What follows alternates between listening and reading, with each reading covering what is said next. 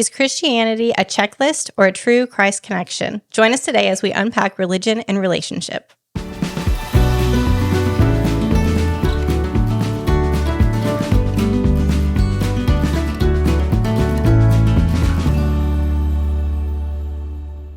Hey everybody, welcome back to the Shieldmaidens podcast. This is the place where we hope you'll come to be raised up to be a warrior for Christ while also learning how to fight back against the enemy. And the whole time we really just want to point you to Jesus. I'm Lindsay. And I'm Riley. We're your hosts and we're glad that you're here today, taking some time to listen in to our conversation.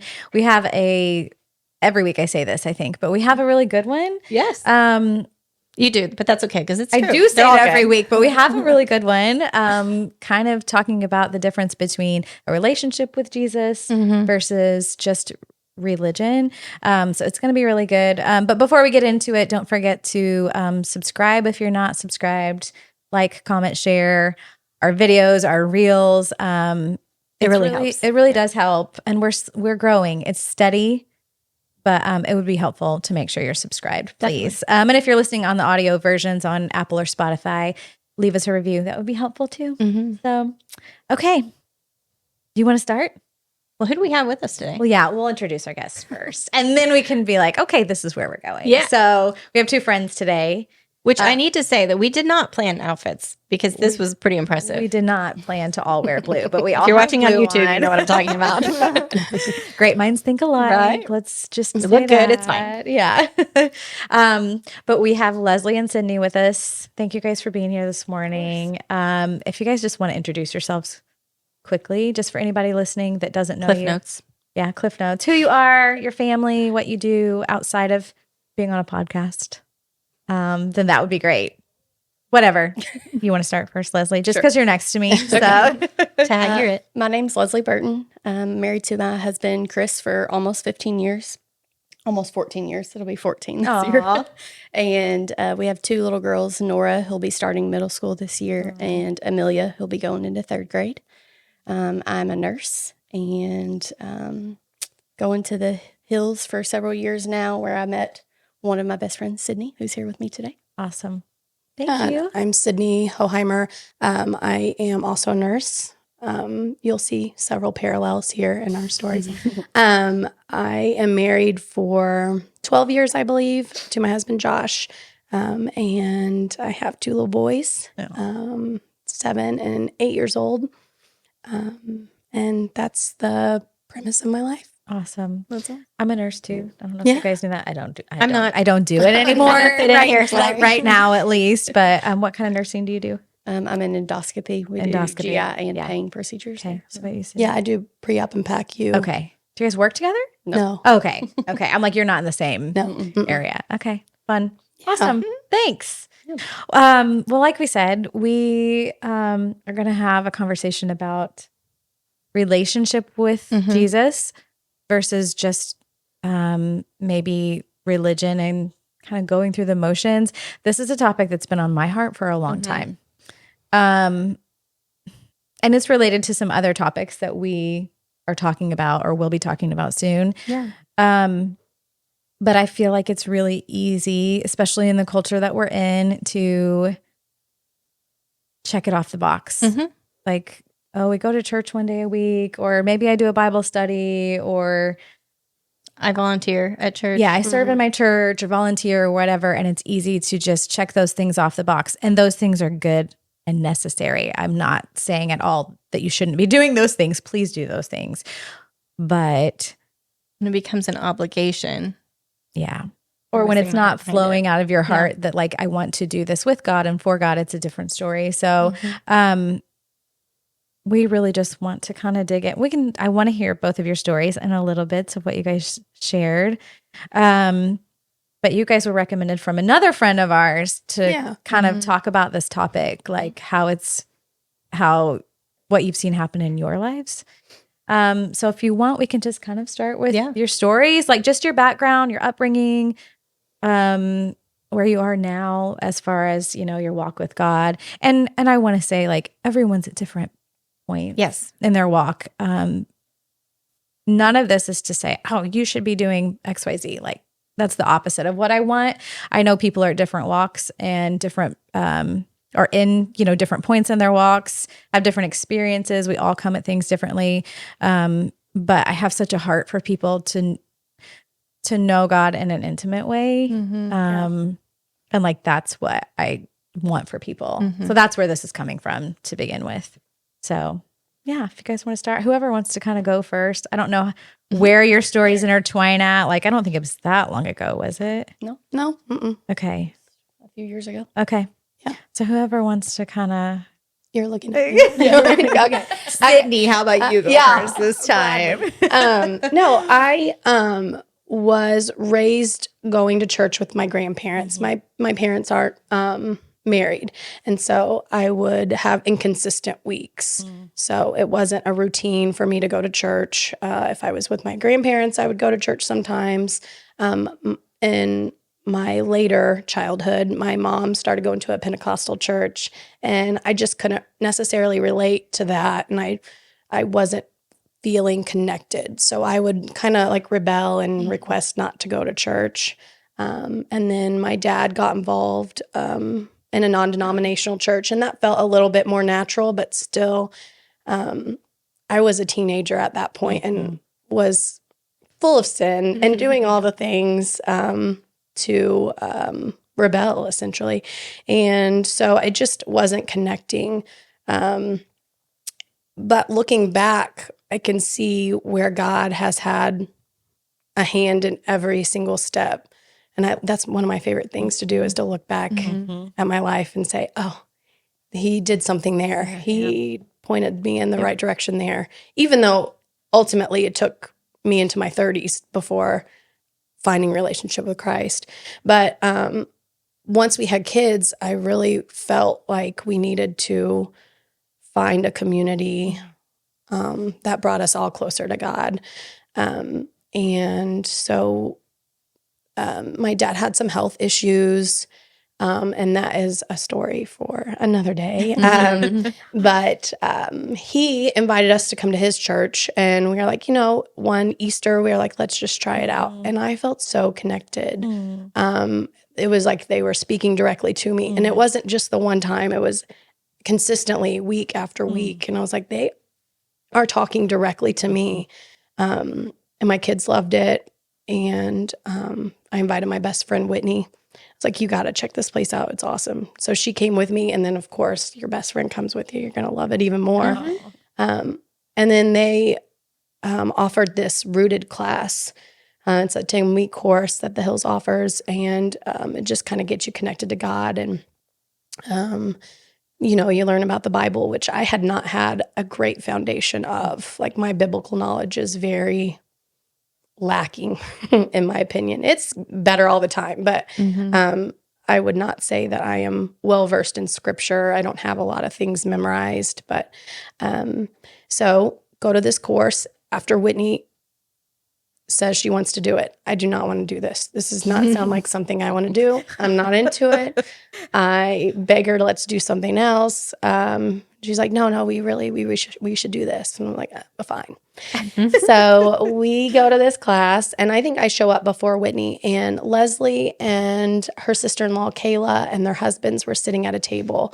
And I don't know, I'm just drawn to that table. So I go sit down, and it's 10 weeks and you're being really vulnerable in front of strangers, and you're sharing your story and you're sharing your testimony. And in 10 weeks, we just got really close with the 8 people that were at our table, and especially Leslie and Kayla and their husbands. And we're all about the same age. We're all about the same season of life. So that was easy to connect to. But it just was nice to have that foundation of vulnerability and openness in friendship. And it wasn't just surface level connection. It was deep connection, and they knew where we were coming from and vice versa. So it was just nice to start a friendship deeper than I've ever started a friendship before. So that is where we met. And now I've been going to church with Leslie probably 4 years, I would say, 3 or 4 years. And our families are just kind of intertwined. We do all the things together. We pray together. We go camping together. We have dinner together. And it's just a really nice community and a really easy friendship. And it's just nice to be held accountable for things and to be able to just have a terrible day and text your girlfriend, hey, I'm in the pits and I need some prayer. And sometimes that's more important than just, hey, how's it going? So, yeah. I think that's where we're at. Awesome. Yeah. Thank you. Thanks for sharing that. Yeah. Okay, Leslie. You're up. You're up. Like, and you can go, in as much detail or whatever as not as, same as her or more detail, whatever. I love that you mentioned that you guys started with that foundation of like, everybody was vulnerable. Everybody was coming in, like, just sharing the raw, real stuff. Well, I think what was really cool too was that all four of us were kind of at a point in our lives that we all were craving that sort of friendship, just at the same time. And so it just kind of, even from the first session of Rooted, I feel like we all felt that connection, that this was different, that God obviously had a hand in this particular friendship. And so it was really cool to be a part of and still just to kind of see what he's doing there. That. So, Okay. Who were you before you sat at the table? do what? Who were you before you sat at the table? Oh, geez. Okay. So I was raised in a big, wonderful, religious family. My dad's side of the family was Catholic, and my mom's side was, I'd say maybe Southern Baptist would be the closest. And so I was introduced to church and Jesus from a very early age. I knew Bible stories, but not the Bible. I knew the rules to follow to get into heaven and the things not to do. But aside from that, that was basically my understanding of Jesus, was just the rules, how to go to heaven, how to not go to hell. And that was enough for me because I was a rule follower. And so I was cool with that. That was really all I needed to know. And so I did my best to do the right things and not do the wrong things. And of course I screwed up a million times, but that was that. And then I was 11, 12, and I got invited to a little country church down the road from my house. Some friends of ours were starting a youth group, and it was a Baptist church. And my parents were like, yeah, that's fine. Like, go, try that out and see what you think. And that was where I kind of first heard the word relationship with Jesus. And I thought, well, that's different.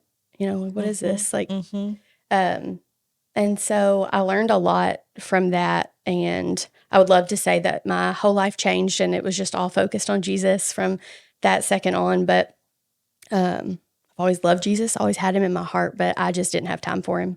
And so whenever I was going through middle school, high school, college, I just knew him, loved him, but only had time for him whenever I needed something, really. And so fast forward, I guess, to just a few years ago, right before we started going to the hills. And I've struggled with anxiety and depression my whole life. And I was probably in like one of my darkest moments of depression that I can remember, and just felt very alone and like I had no one. I kept hearing people talk about their village and their, their people. And I'm like, I don't have that. I had friends, but we were all living life and it's just so busy, and adult friendship is just hard. And so, and so I was just really, even though I had my husband and my kids and my family and everyone, I just felt alone. And I think now whenever I look back, I just feel like God kind of needed me there to realize how much I needed to kind of shift my focus and rely on him. So I started seeking him and getting closer to him, and we tried to find a church. And really, as soon as we got to the hills, we felt like that was where we wanted to be. And I immediately just kind of felt this pull to get involved, which was really scary because I didn't have anyone really that we knew there. But I wanted so badly to be a part of something and to be in a community with people. And so that was my first scary yes, was to get involved and start serving there. Did that, and then still was feeling like I wanted more and was trying to find people to do life with. And my a friend at church that I had served with, she invited me to a Bible study that was actually on friendship and community. And so that was another scary yes. And then just from then on, it just got easier to do. It got easier to get involved in different things. And then all along, whenever we started going to the hills, my brother and sister-in-law started going as well. And so we were kind of doing all of these things at the same time. And so then Rooted, whenever we met Sydney and Whitney, and it was so evident that God had a hand in all of it. And so I think the part of me feeling so alone, like I said, he needed me to feel that, to know that I had to rely on him. But then he built the community that I always was longing for. And so it's just been really cool to get to be a part of that and see really the whole reason for community, because, whenever life gets really tough and you need people and you have people that you can call and be like, hey, I need prayer for this. And they're actually going to do it. It's not just praying for you or, like on Facebook, praying for you. It's really like, you just know, you know that these friends are actually going to battle for you. And I just think it's really, it's different. Yeah. So that's one of my favorite things about our friend Nikki, is that when we text a group of women and ask, hey, we're going through this, we need some prayer, instead of everybody else's, and not to knock everybody else, but they're like, hey, we're praying for you, we're praying for you. She will type it out. Yeah. Like, I'm sure she voiced to text it, but she will send her whole prayer. It's my literal favorite thing about her. Every time. Because it's not like, I'll pray for you. It's, I'll do it right now. Yep.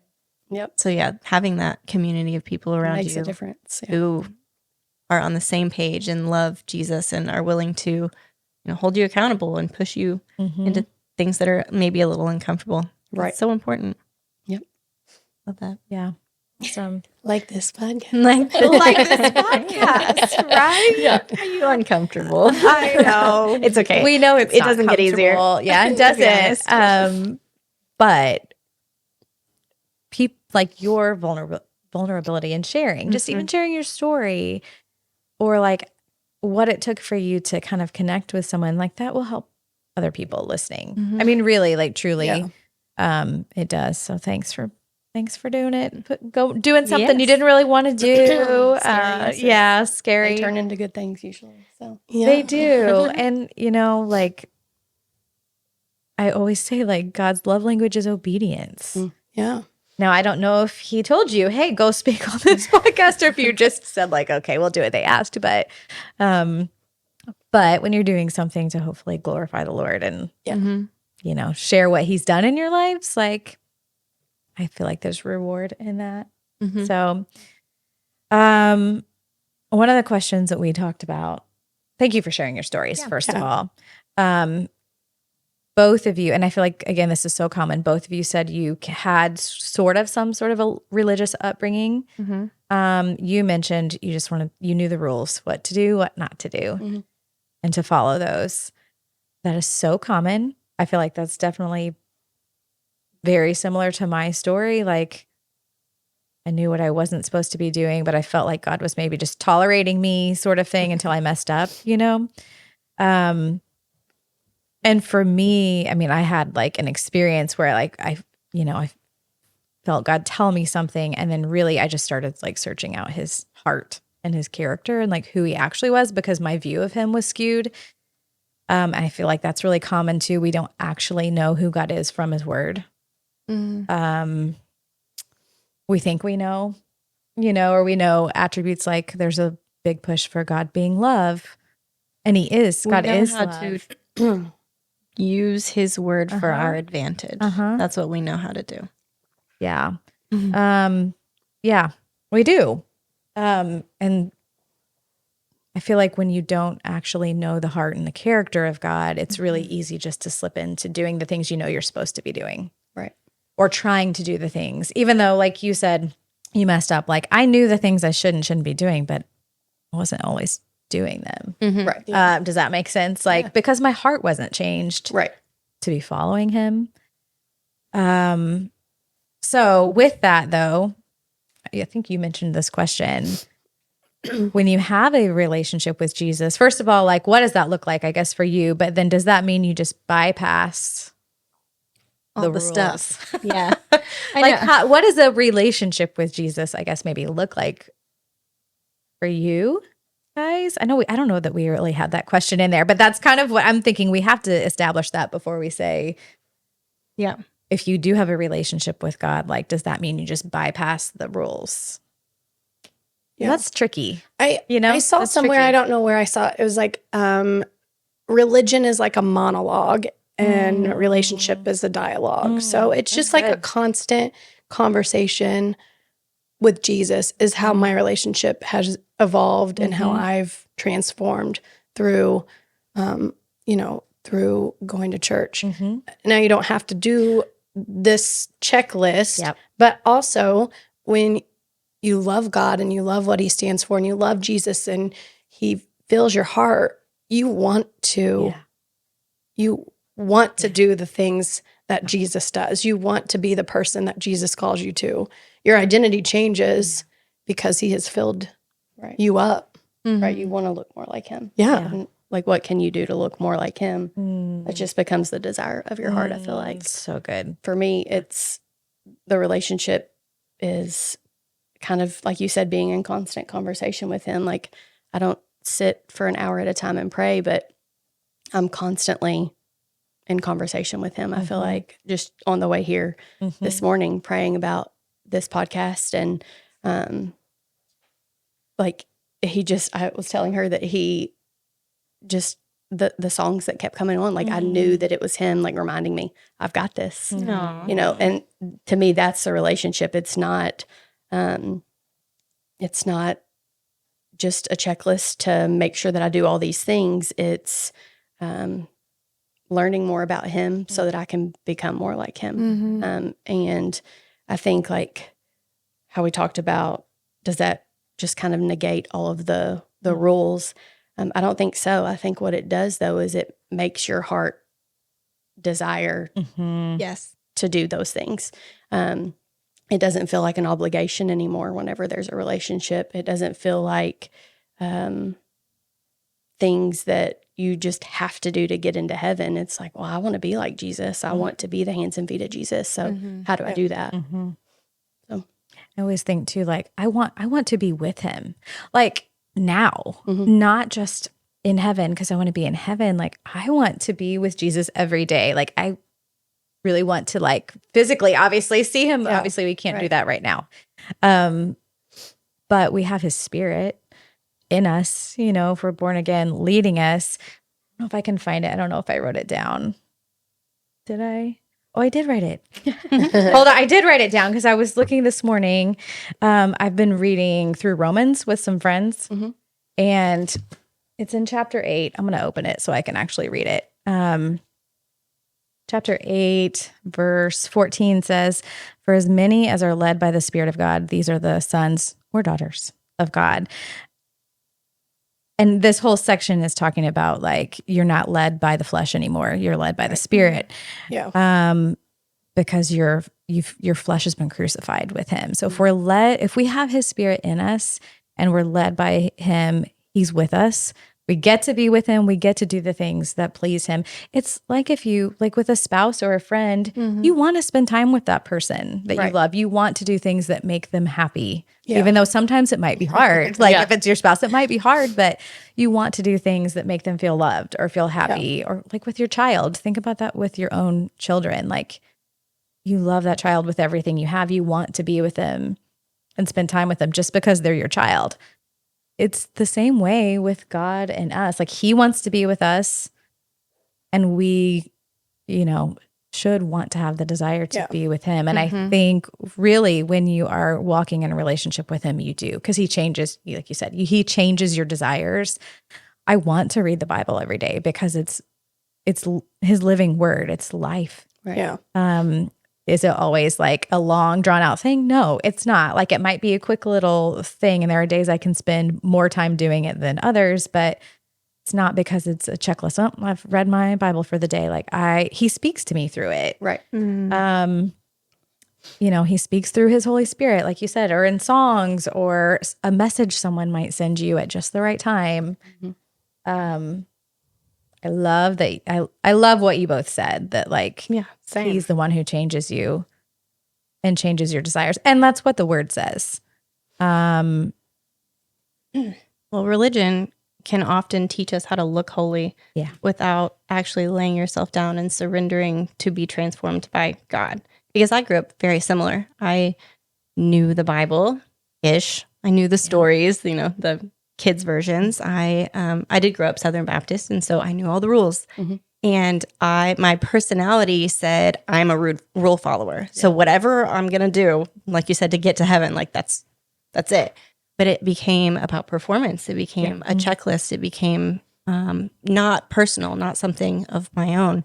And it wasn't until college I was thankful for having that background and that foundation and the knowledge that I could rely upon when something did go wrong. But in college, God really taught me what it was like to have a relationship with him. Whereas, like, for instance, if I were to borrow my dad's car and get in an accident, my response normally would be, oh no, my dad's going to kill me. Like, I messed up. What'd I do? And he taught me how to go from that to where it's like, I can call my dad because he's going to know what to do. And so relying on the heart and the character of God, knowing like I'm going to mess up, but he's going to love me anyway, no matter what I do or don't do. Because religion says do, but Jesus says done. Yeah. And when he said it is finished, I believe him. So do the rules matter? Yes, but they're not what saved me. That's not what gets me into heaven, because there's nothing I can do to get there.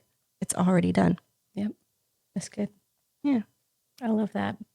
When you mentioned about the dad, of course, I was kind of talking about this with the character of God, the continuation of what I didn't read from Romans 8. So 8:14, like I said, says, for as many as are led by the Spirit of God, these are the sons, and I'm going to add, and daughters of God. Yes. For you didn't receive the spirit of bondage again to fear, but you received the spirit of adoption, like a child, by whom we cry out, Abba, Father. And the word Abba is an Aramaic word that's like daddy, basically, like an intimate, informal name that you would dad. You call it dad. Right. It's like you're familiar. Yes, you're familiar. Yes, I have it. It's intimate, informal, and familiar is what I had written down. Like that's what he gives us when we're in relationship with him. Sure. Yeah. So Yeah. I love that. Thanks, ladies. I know for me, when I think back to being in the religion trap, because that's what it is, really. I mean, you're relying on yourself. That it comes with an emotional toll, because, like I said, it was performance based. Do you guys have any experience with like what it's like to keep up the good Christian image versus just like free falling into it? It kind of reminds me, because I am the most imperfect person. I couldn't. We all are. Yes. Don't worry. No. Yes. Like, sure. Don't worry. But it's so reassuring when you like reference back to like Ephesians, and he gives you grace. He gave you grace, and you can't do anything Yeah. To earn it. to earn it. You've already earned it. You can't. Yeah. There's no works that you have to do. Right. And that's so reassuring, because I can try all I want, but I always fall short. I sin every day. I sin every hour. I try my hardest, but I am just naturally a sinner. And I try to be what God has called me to be. And I try to find my identity in him. But I naturally just fall short. And I think it's such a nice reminder that no matter who you are or what you do, you have grace from God. Yeah, definitely. That's good. Well, and the word says that like all have sinned and fall short of the glory of God. Yeah. But also it talks about Abraham, like before Abraham did anything. Actually, in Romans again, I was reading, and of course it references back to the Old Testament with Abraham, but God accredited righteousness to him before he did the things, like before he was circumcised, because Abraham believed God that like, okay, you love me. Right. You're the one making me righteous. God says, I'm making you righteous then before me. Like you don't have to do, obviously, like you said, it changes the inside of us. So we want to do those things. Right. Yeah. And it's a work in progress. Like we are all being continually sanctified and made more like him. There's stuff all the time that God's like, hey, let's stop doing that. Or maybe you shouldn't have done it that way. Yeah. He continually teaches you. But I think when you're in a relationship with someone, you learn who they are more and they learn who you are more. Same way with God. So we're studying the fruits of the Spirit in church. As you too. It's and I love it ironic so much, right? Yeah. But one thing that he said that has stuck with me is that fruit takes time to grow. Right. Ooh. And so don't be surprised when what you cultivate comes out, Yeah. whether it's good fruits of the Spirit or whether it's not. And so you have to just really pay attention to what comes out of you. Right. I have to check myself all the time, Yes. especially around my children. I love them a lot, but they're the ones who show me what fruit I'm growing really easily. Right. Absolutely. And so catch yourself in that moment and be like, whoop, we got to do some pruning, God. And this is not going to be fun, but it's necessary. Yeah. Good point. Yeah. I feel like in nursing and in motherhood, that's where I've seen Christ move the most. Like the way I discipline my children is completely different than the way I did 4 years ago. Yeah. Mm-hmm. And then the way I love on people at work is so different. Like I don't know. I was just called to nursing, but I'm just called to love these people in their vulnerable state. And it's not glamorous and it's not a big deal, but it's just, I don't know. It's just nice. I can see myself changing because of him. Yeah. And that's the beauty of it. Yeah. Like, and then other people see it in you. Mm-hmm. Yeah. Your kids, your husband, the people around you in your everyday life, they see the changes, even if they're slow and small. And it changes other people or they want what you have. Yeah. Right. Yeah. Yeah. That's the hope that they want what you have. Yeah. I love it. With what you guys, obviously you have this community of friends. Like how has that played into it? Have you guys been able to like spur each other on? Do you think that was integral in developing a relationship with Christ? Because did you all come at it from very similar points or were like you further along and closer to God already? I don't know that you could really say that any of us were further along. I think that we all, like I said, right whenever we did Rooted, I feel like we were all just kind of craving that, that community. And it was right after Rooted was over, we all just kind of looked at each other and we were like, well, now what? What's next? And so we decided to do a Bible study. We were going to do a Bible study in a year. We're like, let's do that. That seems simple enough. Like read the Bible in a course. year? Yeah. Simple. Yeah. We made it to what, March? I don't know. Okay. I'm like, it is, but life happens. Yeah. But the fact that this particular friendship had started with everything around Jesus, it just made it so much easier that was the expectation, that we were going to continue to focus our friendship on Jesus. How are we going to continue learning more about him and drawing closer to him together? I think that we fall short because we don't always follow through with all of the plans that we'll come up with for the studies that we'll do and things like that. But we do study the word together and we do pray for each other and we go to church together and we get involved in different things at church together, serving together and different things. And so I do think that it's a relationship that pushes me closer to Jesus. Absolutely. Because that's where I spend time with them. And it started there. And I think that whenever, if we ever kind of draw back from that, I think we're all kind of like pulled back to, no, this relationship started because God wanted it to. So like we need to get back to it. So what can we study next? And I think that's kind of where we are right now. We've got a study that we're trying to get going with again.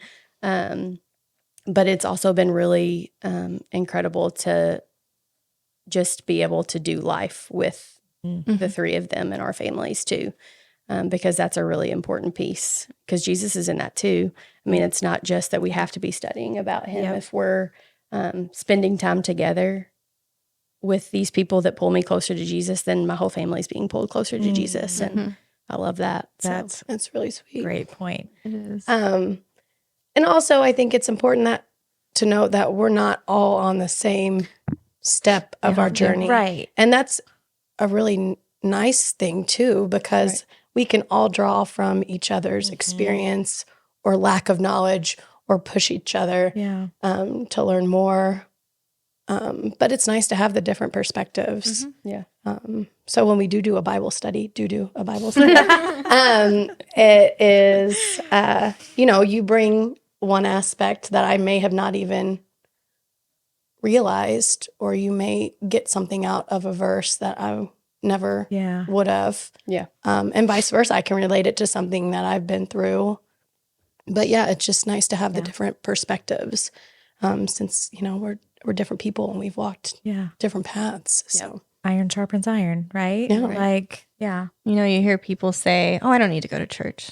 I can go to church at my house, and I can meet Jesus in my living room," which is true. Yes, you can do that thing. Yeah. But if I think back on my life, every time that I have grown exponentially in my relationship with Christ, it's been in a community of believers. Right. Yeah. Whether it's me leading a college small group, or me being in a Bible study, or me going to Mexico with 11 strangers and now they're, we're all best friends, or even specifically my husband growing closer to Christ. It's all of those things are what pushes me more towards him. And so when people say I don't have to go, it just really hurts my heart, because they don't know what they're missing. Right. Missing out. Right. Yeah. It's funny because my grandpa I was telling him he needed to go to church. He's like, I don't have to love God and go to church. I don't have to go to church to love God, love Jesus. I'm like, no, you don't. And I didn't have a great rebuttal, but I thought about what he said all night long. And I was like, he really would get so much out of you get so inspired and so encouraged. Yeah. And you don't learn new things by just your own thoughts. You have to be inspired by other people. So I don't know. I feel like I should text him and say, what you said. Yeah. You need a community. Right. Well, we were designed to be in a community, period. Like, and the church, the Big C church, is the body of Christ. And without each other, we're not complete. Like, obviously Jesus completes us, but we're designed to be together to lift each other up in your strengths, and, fill in where there are weaknesses, and sit under, a shepherd's care, as like under a pastor. I think it's so important. And I know for me personally, like, I love being in church. I love that I can be with other people. We are freely worshiping God. Yes. It is like the best moment of the week for me. Right. And I know a lot of people don't feel like that. Yes, I think that's what it is. It's this small little piece of what it's going to be like in eternity, to be with other people worshiping him, and sitting under, solid teaching of his word, and like hearing things that, like you said, may not get on my own. Not that God can't teach me on my own, but I I don't know. It is so important. Again, I know a lot of people say it's not necessary, but for me, I like hunger for it. Right. God Yeah. has made me hungry. Like if I could go to church every single day, as ridiculous as it sounds, I would go every day. Yeah. Just to be Right. with other people in God's presence. Yeah. Well, and I think that too, there's a difference in going to church and being the church. Yeah. Oh, And for I sure. think that like the reason that I think that matters is because you can go to church and consume everything. But whenever you get involved with a community there, then you are the church when you go and do things and when you go and reach people for Jesus because you're being the church and not just sitting at church. And it grows you too. That Right. grows you because it forces you out of your I think comfort the zone. most growth that I've seen is whenever I've stepped out of my comfort zone and done something with other people in the community of believers, is just that Jesus changes my heart the most in those moments. So Good. Yeah, and it's encouraging to have friends that are bold. right. Like you do something crazy like work for the hills and bring people closer to God every day. And then encourage me to Do something crazy and go to Cuba. go to Cuba. Yeah. So, I mean, it just And come on a podcast. boldness. Yeah. Just keep doing bold. Yeah, whenever things you're for in Christ. relationship with people and you see them be a little bit brave, it makes you a little bit more brave. Yeah. Mm-hmm. It does for sure. Yeah, I think that community is one of the most integral parts Absolutely. of your relationship with Christ. I'm going to be really honest. When churches started using the phrase "do life together," I thought it was so corny, so cheesy. But I get the heart behind it. Yeah. And like I have two little girls, and I love them both equally. And if one of them were to pass, the other one couldn't fill that place in my heart. Like, there's no way. My love for them is equal, but it's individual. Right. And I love them in their individual personalities, and I know how to talk to them individually. And God's the same way. He speaks to us individually, and he gives us gifts individually. And so to be around brothers and sisters in Christ who have received different words than I have, or different gifts, who am I to say that I couldn't benefit from that too? Right. Yeah. I mean, if Jesus had people around him, he had 12 main disciples, you know, and then the 3 that were like closer, like if Jesus had people around him, like doing things, we probably should too. Yeah. So it's a good point with the community. I guess maybe, do you have any other? I have one last question. No, I don't know if you have one. I'm just thinking, what if someone out there is listening and they're like, okay, I want that. I want to go from maybe just going through the motions or doing what I think is the right thing. I want to know Christ for myself. I want to have a personal relationship with God. What advice, what encouragement, like what would you tell someone if someone came to you and said, okay, Where do I start? like, where do I start? Yeah, I want to be closer to God. Like, I want to know him for myself. What would you guys say? Since you've like clearly like walked this and are in the midst of it. I think for me, the simple answer would be just do something that feels scary. Like if you feel led to go and sign up for a class at church, but that's just not you, do it anyway, because he has something for you there. If he puts the desire in your heart, as scary as it is, he's going to do something with it. And so I think that every time I have said yes to something that felt scary, I've grown so much in my relationship with Jesus. So that would be my simple answer, I guess. No, that's good. Yeah. Just be bold. Be bold. Be brave, be bold. And, you know, maybe somebody listening hasn't gone to church in a long time and they just need to make one drive across town or down the street. Just do something out of your norm. Doing the same thing will just get the same result. Results. Yeah. You've got to do And it something is different. Scary, either if you have gone to church but haven't for a long time, or if you never really have, like that's scary to walk into a church, especially if you don't know anyone. But I think that's a huge first step for sure. I would say for someone too who maybe is in the routine of they go to church, maybe they're doing some of the things. One of the biggest things for me is getting in God's word for myself. Yeah, absolutely. Like I said earlier, it is alive and it is active, and he will speak to you through it. Like, you know, the word made flesh is Jesus. So like Jesus will talk to you through it. There will be days you think that was literally that was him talking to me. But getting in the word for yourself, even when it's hard because you think I'm not going to understand it. I don't know. There are so many great plans. Like the Bible in a year can be a lot, but you can slow it down. Or pick a book, like just pick a book and start reading. There's so many resources. We have an abundance of resources where you can look things up if you don't understand something. But I think that one's a big one too. Well, I think it seems simple, Yeah. but also like pray about it. Pray for understanding because I used to try to read the Bible because I knew I was supposed to. Yep. And it did just seem like a bunch of words that went in one ear and out the other for a long time. And I wanted so desperately to understand what I was reading. And I remember praying that exact prayer, like, God, give me understanding. Like, I want to know what this means. I want to know what you mean by this. And no, I don't think that all of the words make sense all the time. No. But I get so much out of it every time I read it now. And I think it's just, it seems simple. It seems like, well, yeah, you can just pray about it. Well, just pray about it. Just see what it does. Just ask for understanding and see what happens. Yeah. If you're genuine in your desire to learn, God's going to honor that. Absolutely. Like he wants to meet you in it. He's not going to like leave you hanging. Right. Yeah.